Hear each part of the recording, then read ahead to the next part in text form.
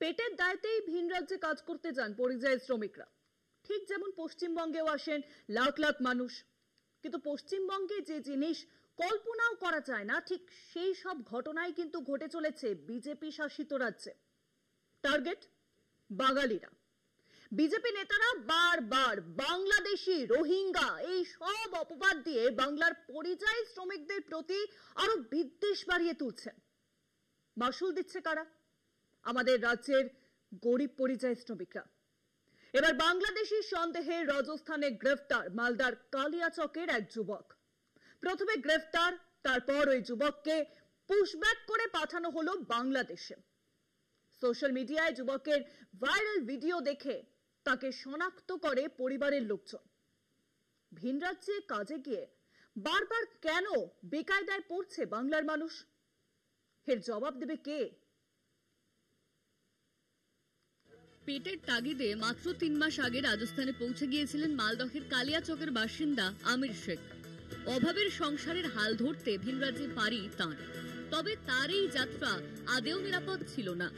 রাজস্থান থেকে শটান তাকে পাঠিয়ে দেওয়া হয় বাংলাদেশে। সোশ্যাল মিডিয়ার যুবকের ভাইরাল ভিডিও দেখে তাকে শনাক্ত করে পরিবারের লোকজন।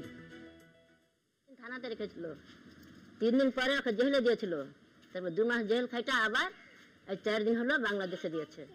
বাংলাভাষী মানেই কি বাংলাদেশি? বিজেপি শাসিত রাজ্য ও কেন্দ্র সরকারের বাংলাদেশি অনুপ্রবেশ রোখার অতি তৎপরতায় আপাতত সেই প্রশ্নই উঠে আসছে। ছেলে বাংলাদেশ বাংলা কথা বলে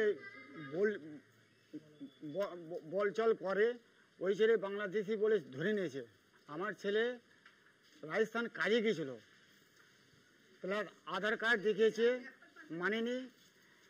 আমাদের গ্রামের বাবা দাদার দলিল কাগজ অনেক কিছু দিয়েছে, মানেনি। বাঙালি হয় কি অপরাধ আমাদের যে আমরা বাইরে গিয়ে কাজ করতে পারবো না? কাজ করতে গেলে সব বাংলাদেশি বলে বাংলাদেশ পাঠিয়ে দিচ্ছে প্রুফ দেখানোর পরও।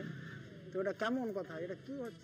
বাংলার প্রতি বিদ্বেষ থেকেই বাঙালি হটানোর চিন্তা ভাবনা, আর তা করতে গিয়েই হিটলারের ভূমিকায় অবতীর্ণ হয়েছেন মোদি, বলছে রাজ্যের শাসক দল। এটা মোদির একটা ডিক্টেটরশিপ। যেভাবে হিটলার ইহুদিদের জন্য ক্যাম্প করেছিল আর শেষকালে গ্যাস চেম্বারে তাদেরকে হত্যা করেছিল, সেই একই রাস্তায় মোদি হাঁটছেন। বাঙালি নিধনও করবেন পরে।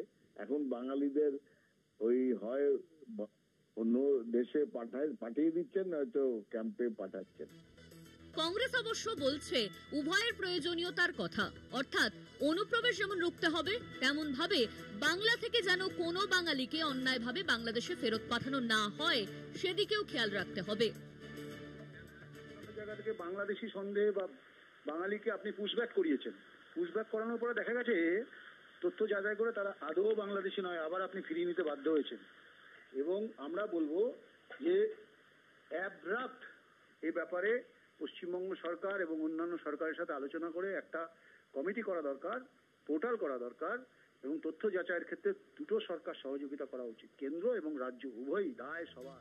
আধার কার্ড দেখিয়েছেন, পারিবারিক দলিল দস্তাবেজ রাজস্থান পুলিশের সামনে তুলে ধরেছেন। আমির শেখ যে বাংলাদেশী নন, তিনি ভারতীয়, তা প্রমাণ করতে মরিয়া চেষ্টা করেছিলেন। কাজ হয়নি কোনো কিছুতেই। প্রায় জোর জবরদস্তি করে তাকে কাঁটাতারের ওপারে পাঠিয়ে দেওয়া হয়েছে। কালিয়াচক থানার পুলিশ ওই যুবকের বাড়ি গিয়েছে, যুবকের সমস্ত নথিপত্র খতিয়ে দেখেছে। কবে ফিরবে ঘরের ছেলে ঘরে? আমিরের অপেক্ষায় দিন গুনছে তার পরিবার। কলকাতা টিভি।